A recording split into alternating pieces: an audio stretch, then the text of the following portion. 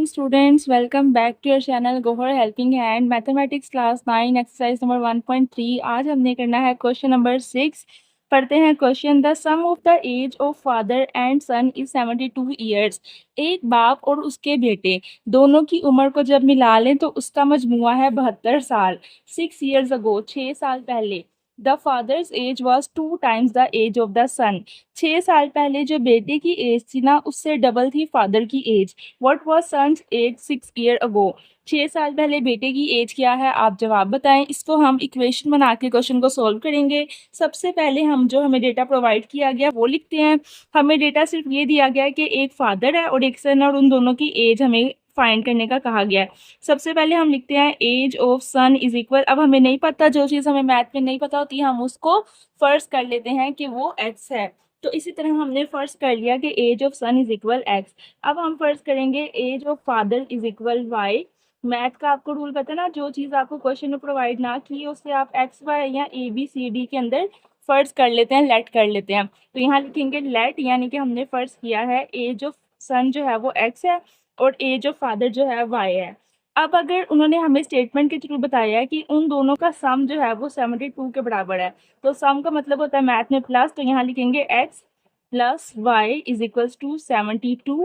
ठीक है, उनका सम जो है वो 72 के बराबर आया। अब ये हमारी जो है इक्वेशन नंबर 1 बन गई कि एक्स का और वाई का, फादर की एज और सन की एज दोनों का सम जो है वो इक्वल है 72 के। ये थी हमारी इक्वेशन नंबर 1। अब हमने क्या करना है, अब उन्होंने हमें कंडीशन दी है। कंडीशन क्या दी है कि 6 साल पहले, बिफोर 6 ईयर्स या अगो 6 ईयर्स, तो हम यहाँ लिखेंगे 6 ईयर्स अगो, 6 साल पहले, या हम लिख सकते हैं बिफोर 6 ईयर्स। अब 6 साल पहले क्या हुआ था, 6 साल पहले जो फादर की एज थी, यानी कि जो एक्स था वो ट्वाइस था, 2 गुना था वाई से।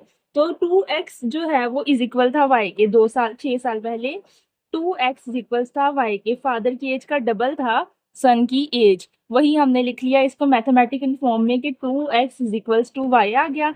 अब हमने क्या करना है, हमारे पास एक इक्वेशन बन गई थी x plus Y is equal 72, दूसरी बन गई थी 2x इज इक्वल वाई। अब हम अगर दूसरी कंडीशन देखें तो वो ये बात हमें 6 साल पहले बता रहे हैं, तो 6 साल पहले के लिए हमें क्या करना पड़ेगा, दोनों तरफ से -6 लगाना पड़ेगा, इस तरफ से भी इक्वेशन की और इस तरफ से भी। तो वही लिखेंगे 2 लिखेंगे x और उसके साथ लगा देंगे -6, फिर लिखेंगे y और उसके साथ लगा देंगे -6। ये -6 हम दोनों साइड्स पे इसलिए लगा रहे हैं कि ये 6 साल पहले की बात है, तो माइनस कर देना है 6 साल। अब 2x को जो मल्टीप्लाई किया तो 2x आ गया, -2 को 6 से मल्टीप्लाई किया तो आपके पास 12 आ गया, और y -6 आपने ऐसे का ऐसे लिख दिया। 2x इधर ही रहेगा, y इधर ही रहेगा, ये -12 और ये -6 इधर जाके +6 हो जाएगा। 2x इधर ही रहेगा, माइनस प्लस माइनस, साइन आएगा बड़ी वैल्यू का 12 का, लेकिन करना हमने माइनस है। 12 में से 6 निकाले, 6 आपके पास आंसर आ गया, इज इक्वल लगाएंगे y के। तो हमारे पास यहाँ y की वैल्यू आ गई 2x - 6। ये हमारे पास y का आंसर निकल आया। अब हम इस आंसर को इस इक्वेशन के अंदर पुट करेंगे, तो हम नीचे लिखेंगे by putting the value of y in equation 1। ठीक है, जो हमारे पास आया 2x - 6 जो है वो इज इक्वल है y के। तो इसे हम अपनी पहली इक्वेशन के अंदर लगाते हैं। पहली इक्वेशन क्या थी, x लिखते हैं, प्लस प्लस लिखते हैं, y की जगह y नहीं लिखना, जो आंसर निकाला है y की वैल्यू वो लिखनी है। तो y की वैल्यू हमने क्या आंसर निकाला है 2x - 6, तो वो लिखेंगे, इज इक्वल लगाएंगे और y लिख देंगे। अब आपने करना है x और 2x, इसके साथ कुछ नहीं है तो क्या होगा 1x और 2x मिक्स करेंगे तो ये हो जाएंगे 3x - 6 is equals to y। ये आपके पास आ जाएगा। अब कॉमन सी बात है, आप क्या करेंगे, 3x - 6 आपके पास इक्वल है y के। अब आपने y की वैल्यू की, सॉरी यहाँ पे y नहीं है, यहाँ पे 72 है आपका, तो यहाँ आप लिखेंगे 72 इक्वेशन के अंदर x प्लस y की जगह तो आपने उसकी वैल्यू लिख दी है, और यहाँ पे 72 की जगह 72 ही आएगा। 3x - 6 equal 72। अब आप 3x यहाँ ही रहने देंगे, 72 यहाँ ही रहने देंगे, ये -6 यहाँ जाके +6 हो जाएगा। 3x ऐसे रहने देंगे, 72 में जब हम 6 प्लस करेंगे तो हमारे पास टोटल आंसर आ जाएगा 78। अब x इधर ही रहेगा, 78 भी इधर ही रहेगा। आपको पता है जो चीज़ इक्वल के इस साइड पे होती है वो मल्टीप्लाई होती है, यहाँ पे इनके दरमियान में कोई साइन नहीं है, यानी इनके दरमियान में मल्टीप्लाई का साइन है, तो इस साइड भी जाके वो क्या हो जाएगी, डिवाइड हो जाएगी। तो 78 को जब 3 पे डिवाइड करेंगे हमारे पास आंसर आ जाएगा 26 और ये ईयर्स में आंसर हम निकाल रहे हैं क्योंकि हम उनकी एज निकाल लेते। तो सन की एज 6 साल पहले थे 26 साल। तो ये हमारा फाइनल आंसर आ गया। एक दफ़ा क्वेश्चन को मैं रिपीट कर देती हूँ। आपको उन्होंने बताया था कि जो सन की एज है वो आपने खुद से फ़र्ज़ कर ली x, जो फादर की एज है वो आपने खुद से फ़र्ज़ कर ली y। x और y आपकी एज जो है वो फ़र्ज़ होगी। उसके बाद उन्होंने बता दिया इनका सम यानी इनका मजमुआ है 72। तो आपने वही लिखा, आपने फादर की एज जो फ़र्ज़ की है वो लिखी है, सन की एज जो फ़र्ज़ की है वो लिखी, इन दोनों को सम लिखा यानी प्लस और इक्वल कर दिया 72 के और इसको बना दिया इक्वेशन 1। अब उन्होंने आपको ये भी बताया कि 6 साल पहले, तो आप लिखेंगे 6 ईयर्स अगो। 6 साल पहले क्या बताया है कि 2 टाइम्स थी फादर की एज सन के। तो 2 टाइम्स आपने फादर की एज लिखी इक्वल कर दी सन की एज के। अब ये 6 साल पहले की बात है तो इक्वेशन के दोनों साइड पे 6 माइनस कर देंगे। अब जब यहाँ -6 लगाया, यहाँ भी -6 लगाया, इसके बाहर 2 भी था, 2 को x से मल्टीप्लाई किया 2x आ गया, -2 को 6 से मल्टीप्लाई किया 12 आ गया, y -6 ऐसे लिख दिया। 2x -12 ये -6 था, इधर आके +6 हो गया।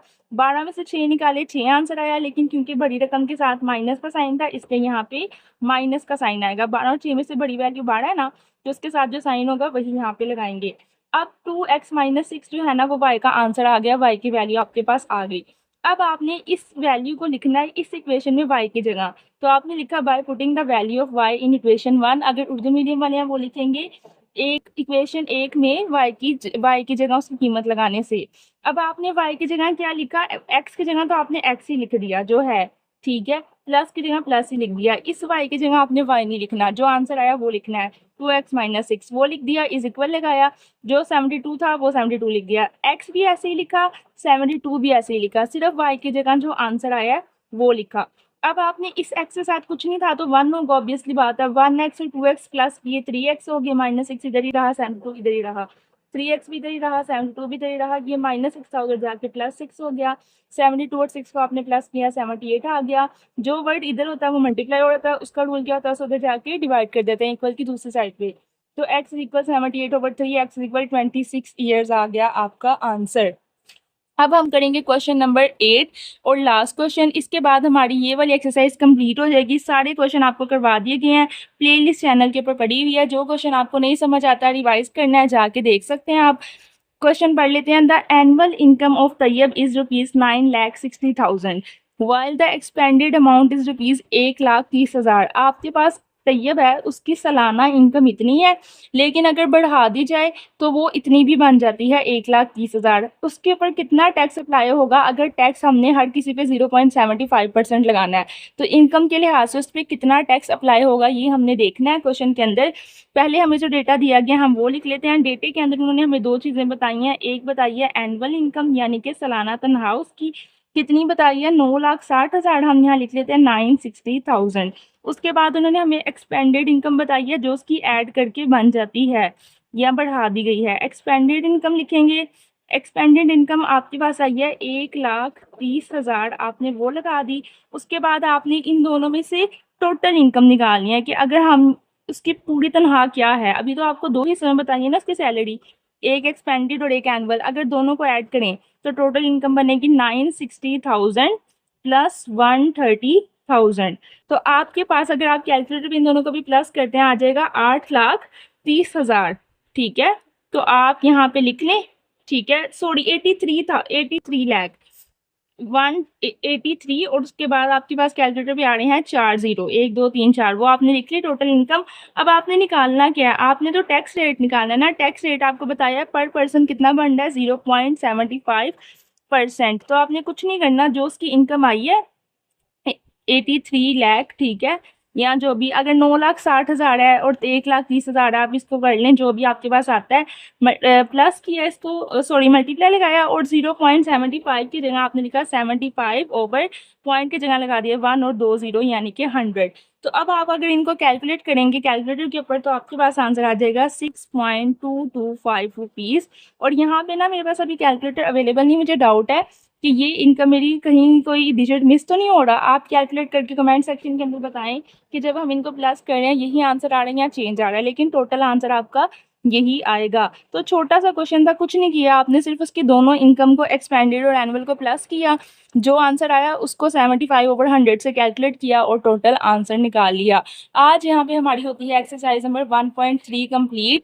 अब गोहर हेल्पिंग हैंड के स्टूडेंट्स जो कि टेक्निकल ग्रुप स्टडी कर रहे हैं गोहर हेल्पिंग हैंड के साथ, उनका काम बनता है कि यूनिट नंबर 1 की टोटल प्लेलिस्ट 1.1, 1.2, 1.3 देखें, अपने नोट्स कंप्लीट करें और कंप्लीट चैप्टर यहाँ से देख के दोबारा रेडी करें और उसको नोट्स पे कंप्लीट बना के व्हाट्सएप ग्रुप में सेंड करें और ग्रुप ज्वाइन कर लें for 9 computer tech students in future. Description के अंदर लिंक है। खुदा हाफिज़, स्टे ट्यून्ड। और मैथमेटिक्स क्लास 9 के लिए 2026 के बैच के लिए बेस्ट चैनल कौन सा है? Gohar helping hand. रिमेंबर।